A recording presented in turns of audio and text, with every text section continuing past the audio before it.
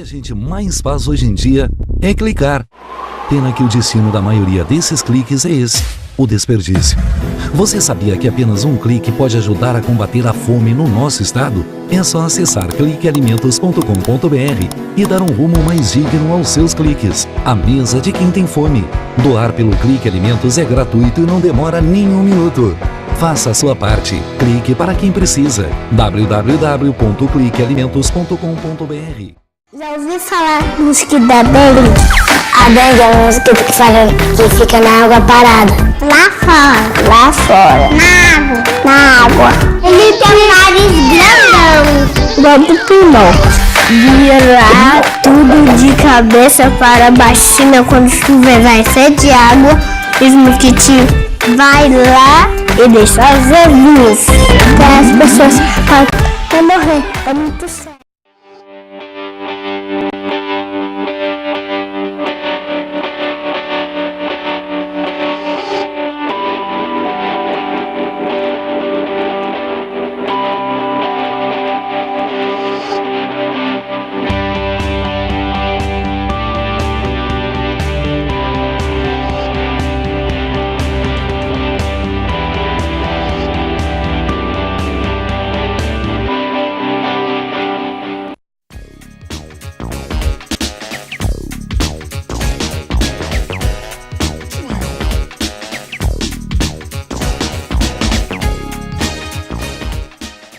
De volta,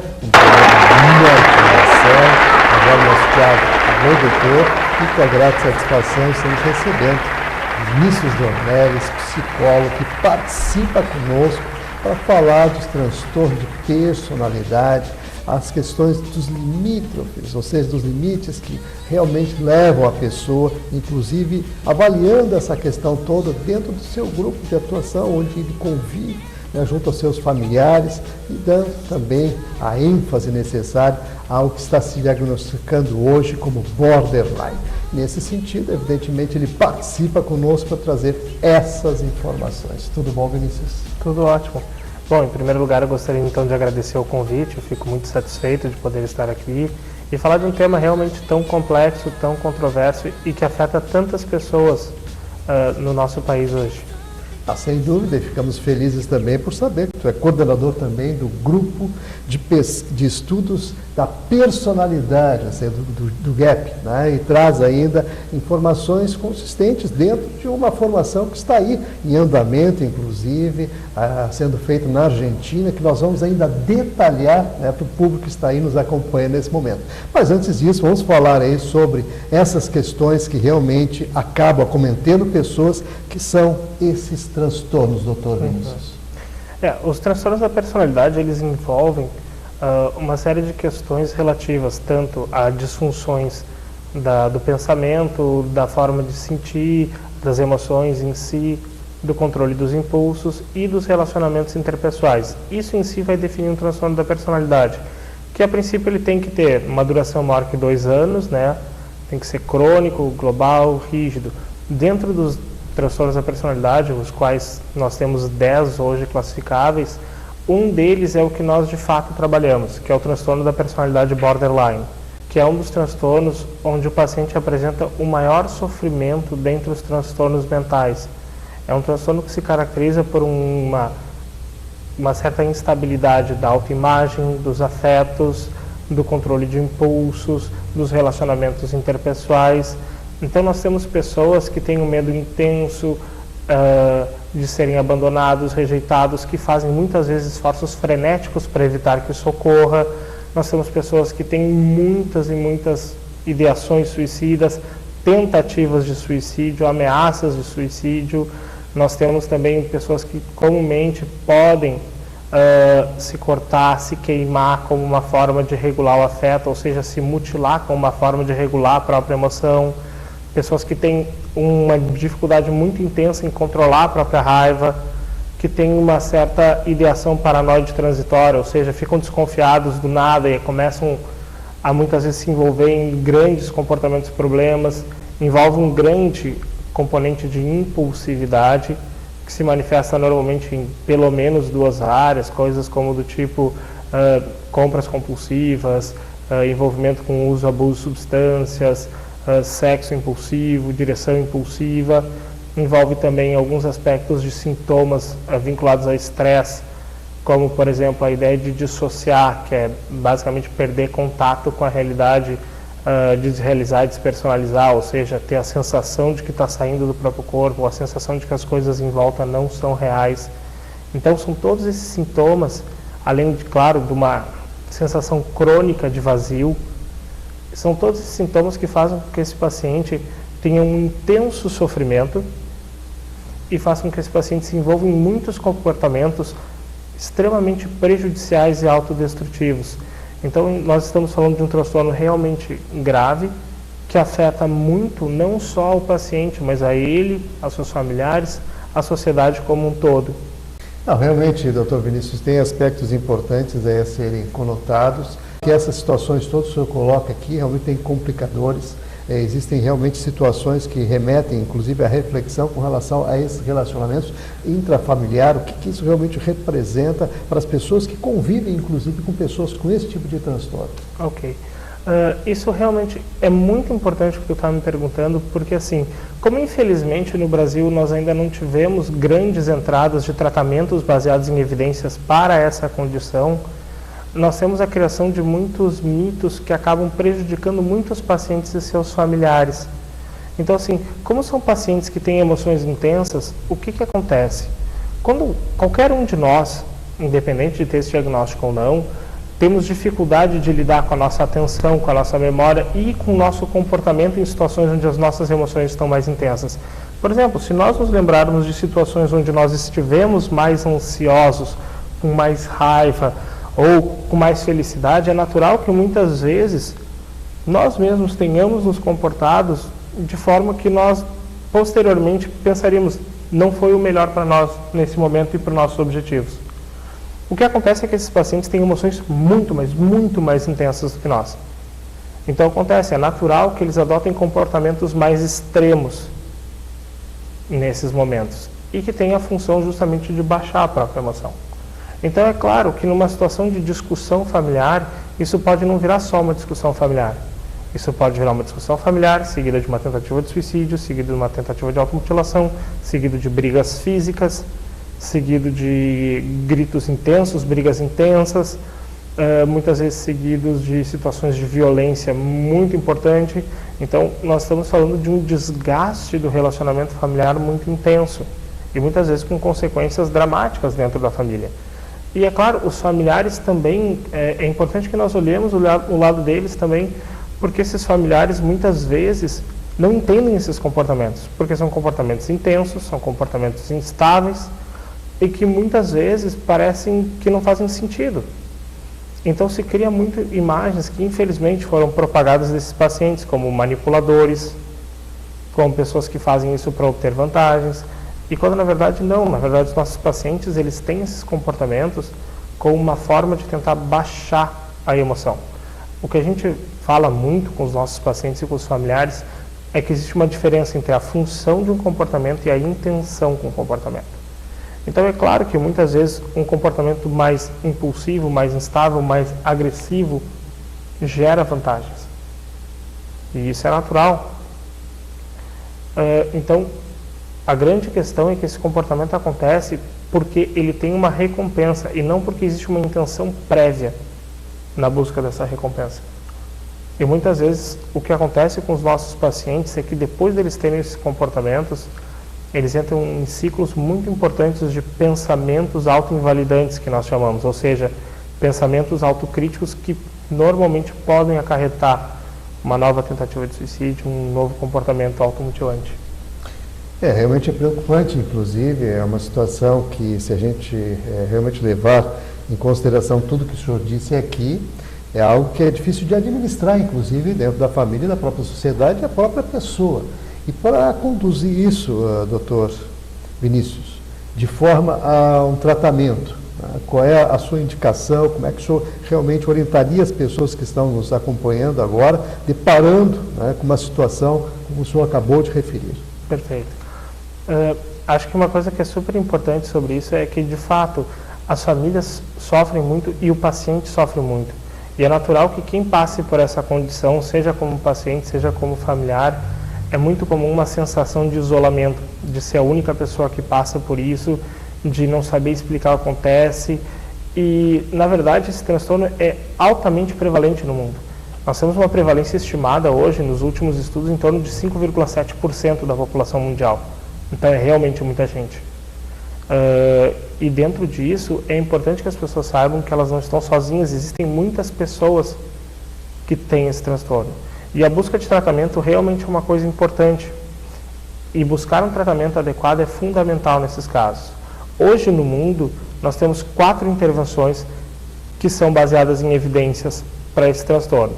Nós temos a terapia dos esquemas, de Jeffrey Young, nós temos a terapia das relações objetais, de Otto Kemberg, nós temos a terapia baseada em mentalização do Fonagy e de Batman e a terapia comportamental dialética da doutora Marsha Linehan. O importante dessas 4 é saber, a terapia comportamental dialética, ela é considerada hoje o padrão ouro dentro do atendimento, aquela que tem os melhores resultados de efetividade. Infelizmente, no Brasil nós temos poucas pessoas que trabalham com isso. Atualmente existe apenas uma equipe no Brasil que trabalha com essa abordagem, que é a equipe do GEP. E esse trabalho, ele é um trabalho realmente muito complexo. Ele envolve tanto o tratamento individual do paciente, como a presença em um grupo de habilidades, como a presença dos familiares em um grupo de familiares de orientação. E o que é importante entender assim, para a terapia comportamental dialética, o comportamento do paciente ele exerce uma função relacionada à estabilização do sofrimento, do mal-estar. E isso tudo acontece por uma relação entre um aspecto biológico, que é o que a gente chama de vulnerabilidade emocional, que todos nós temos em algum grau, todos nós temos uma determinada sensibilidade às emoções. A questão é que biologicamente os pacientes são mais sensíveis a elas. E um segundo aspecto que é ambiental, que nós chamaríamos de ambientes invalidantes. O que são ambientes invalidantes? São ambientes nos quais, ao longo do desenvolvimento infantil e da adolescência dessa criança, essa criança tem a sua expressão emocional julgada, criticada, punida, ou ela tem os seus problemas minimizados. E isso é uma coisa muito complexa, porque em si a nossa sociedade tem muitos elementos invalidantes. Então, muitas vezes, não é que os pais sejam maus ou foram pais perversos. Não, porque é muito difícil não ser invalidante na nossa cultura. Então, é muito importante saber que a invalidação é uma característica não só da família em si, mas uma característica cultural. E que essas pessoas, por terem esse aspecto biológico um pouco mais vulnerável, essas duas características se juntam sinergicamente, formando isso que nós chamamos de desregulação emocional. O trabalho, então, ele é todo voltado para lidar com esses comportamentos problemas, orientando o paciente com eles e, principalmente, auxiliando eles a entenderem que os comportamentos que eles fazem são formas de resolver problemas do cotidiano. E que, na verdade, se nós simplesmente trocarmos esses comportamentos problemas por comportamentos mais habilidosos, eles naturalmente deixam de fazer esse comportamento e acabam tendo soluções mais efetivas desses problemas. Só que a gente tem um grande problema. Partimos do princípio que esses pacientes têm muitas dificuldades em algumas habilidades e por isso que se faz tão importante o grupo de habilidades.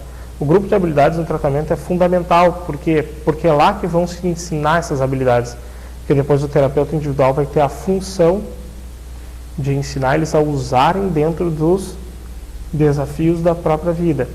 Então, na verdade, por mais que nós trabalhemos muito com pacientes que tenham ideação suicida crônica ou muitas tentativas de suicídio, e nós trabalhamos muito com a ideia de fazer com que os pacientes se mantenham vivos, a nossa terapia não é uma terapia baseada em evitar que as pessoas se matem. A nossa terapia é baseada em construir vidas que valham a pena ser vividas. Porque para nós, a tentativa de suicídio também é um comportamento onde o paciente tenta resolver um problema baseado em uma estratégia não muito efetiva. Então eu preciso substituir essa estratégia por outra. Eu preciso construir uma vida melhor com esse paciente. Então a nossa ideia é justamente essa. Claro que trabalhamos maciçamente esses comportamentos, mas com a ideia de construir de fato uma vida que vale a pena ser vivida. Realmente é um destaque importante a se fazer dentro dessa técnica que vocês estão desenvolvendo. Nós vamos fazer um breve intervalo, em seguida a gente retorna.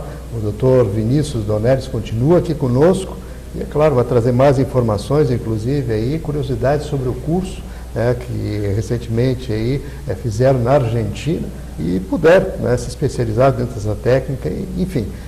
Esses detalhes todos você aguarde aí, que não sente só, a gente volta.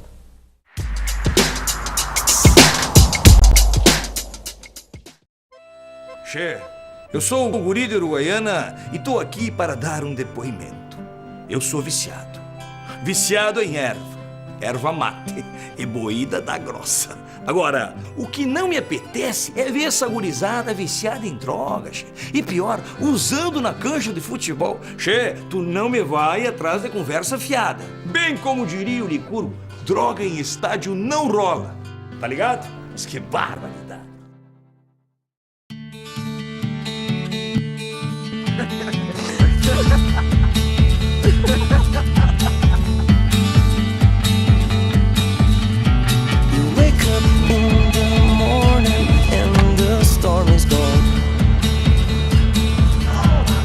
This is our story, and we are never alone.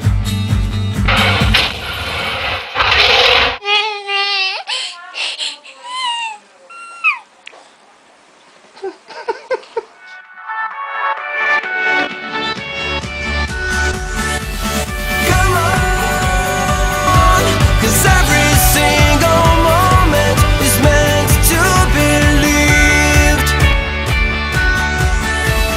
Come on.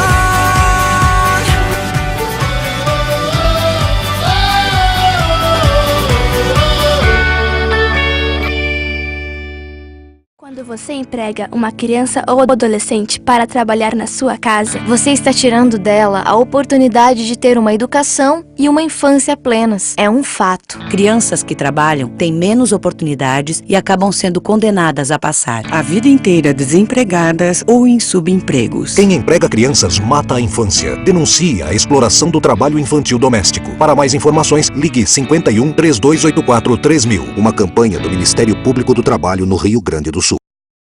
65 anos não pode. Quem tem menos de 18 anos não pode. Mulheres grávidas não podem. Diabéticos não podem. Quem já teve hepatite não pode. Quem tem tatuagem recente não pode. E você, qual o seu motivo para continuar de braços cruzados e não ir doar sangue? Seja um doador. Uma campanha do Banco de Sangue do HPS.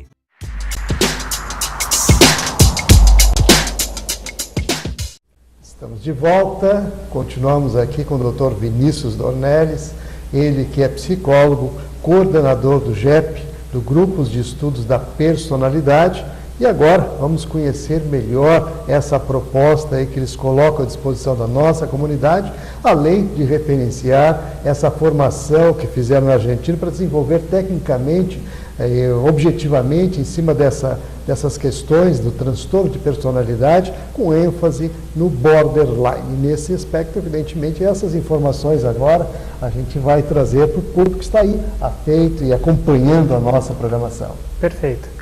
Bom, primeira coisa que a gente tem que saber é quem criou a técnica, né? A terapia comportamental dialética, ela foi desenvolvida então no início da década de 80 pela doutora Marsha Linehan em Seattle, nos Estados Unidos, inicialmente trabalhando com pacientes cronicamente suicidas e com um histórico de automutilação. Então, nesses trabalhos iniciais dela, ela acabou vendo que grande parte dos pacientes que ela trabalhava eram pacientes, de fato, com um transtorno da personalidade borderline. Então, ela começou a criar toda a terapia comportamental dialética. E, a partir disso, ela criou uma instituição chamada Behavioral Tech, que é a instituição que hoje oferece treinamento no mundo inteiro dessa abordagem. Então, essa abordagem foi criada lá na década de 80 e de lá para cá muitos estudos em diversos países do mundo, como Alemanha, Estados Unidos, Austrália, vem demonstrando a efetividade desse tratamento para esses pacientes. E o que acontece é que na América Latina existem diversas equipes que já trabalham com essa abordagem. Na Argentina, Eles têm equipes no Chile, no Peru, no Equador, e no Brasil nós ainda não tínhamos nenhuma equipe trabalhando. E o que aconteceu foi que nós, em contato com a instituição que é considerada a nossa padrinha e que foi quem nos deu o nosso treinamento inicial, que é a Fundação do Foro da Argentina, sob coordenação do Dr. Pablo Gagliese, pelo contato que o Dr. Pablo Gagliese tem com o Behavioral Tech nos Estados Unidos, foi possível combinar com o Behavioral Tech para que viesse para a América do Sul, viesse para a Argentina, para fornecer uma formação para todas as equipes da América Latina. Então nós estivemos reunidos durante uma semana com todas as equipes do Peru, equipes do Paraguai, equipes da Argentina, da Colômbia, do Chile, Equador, enfim, equipes de toda a América Latina que estavam envolvidas nesse treinamento. Então, vieram as pessoas de Seattle, né, nos Estados Unidos, prover esse treinamento, e esse treinamento ele é um requisito fundamental para que tu obtenha uma certificação internacional como terapeuta comportamental dialético. E esse treinamento ele é voltado para quê? Justamente para que nós aprofundemos mais ainda os aspectos técnicos e teóricos da abordagem, assim como fazendo exercícios práticos em relação à abordagem. Porque, como nós trabalhamos em equipes e não individualmente, é fundamental que não só os terapeutas estejam, eles sozinhos, treinados, com muito estudo, com muita prática técnica, mas é importante que a equipe esteja vivenciando a mesma abordagem. Então, existem muitos treinamentos direcionados para a equipe, porque uma das características dessa abordagem é que a equipe em si, ela se reúne semanalmente e ela faz uma consultoria de supervisão entre todos da equipe. Então isso é muito importante, porque isso garante que tu não tenha um só olhar sobre o paciente, que tu tenha um olhar de diversas pessoas que auxiliem a conseguir ajudar melhor os pacientes. Realmente é um aspecto fundamental, né? A pessoa estar preparada para lidar com esses desafios todos, que realmente o senhor coloca aqui, uma situação que nos remete a uma série de reflexões e preocupações, inclusive com pessoas que estejam acometidas, né? Em especial borderline, aqui como o senhor bem colocou, que é um transtorno, né, de personalidade que realmente ele leva à fatalidade, caso não seja tratado a tempo e a pessoa não seja adequadamente conduzida a um tratamento. Então, quero agradecer muito aqui a sua participação dentro do programa, Dr. Vinícius Dornelles, psicólogo, né, que trouxe aí informações em primeira mão, inclusive aí a turma que está aí liderando aqui no Brasil, trazendo, né, uma proposta técnica para realmente ajudar a desenvolver, né, trabalhos que possam trazer um alento a essas pessoas acometidas desse problema.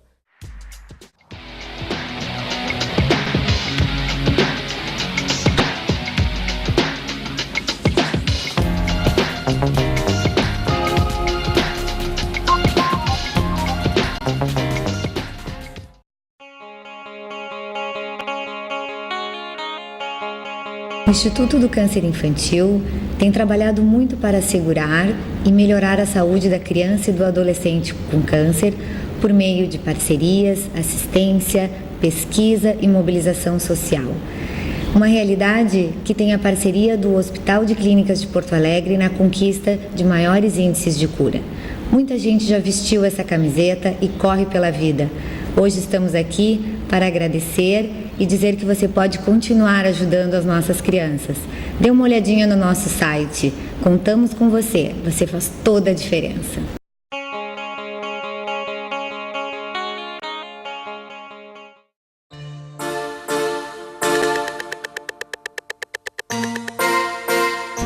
As delegacias especializadas no atendimento à mulher buscam combater a violência contra a mulher, atuando tanto preventivamente como repressivamente. Temos atuado com as delegacias móveis, são as delegacias itinerantes que vão até o bairro, justamente no intuito de levar a essas mulheres os seus direitos, esclarecer os seus direitos e também proporcionar um registro de ocorrência policial mais próximo à sua casa. Fizemos inúmeras palestras, eventos, temos, buscando sempre esse trabalho preventivo e atuando repressivamente na questão do combate à violência contra a mulher, prendendo os flagrantes, os agressores em flagrante e também preventivamente quando descumprem as medidas protetivas de urgência. Estamos à disposição em Porto Alegre, no Palácio da Polícia, na Avenida João Pessoa, 2050, 24 horas à disposição da mulher vítima de violência.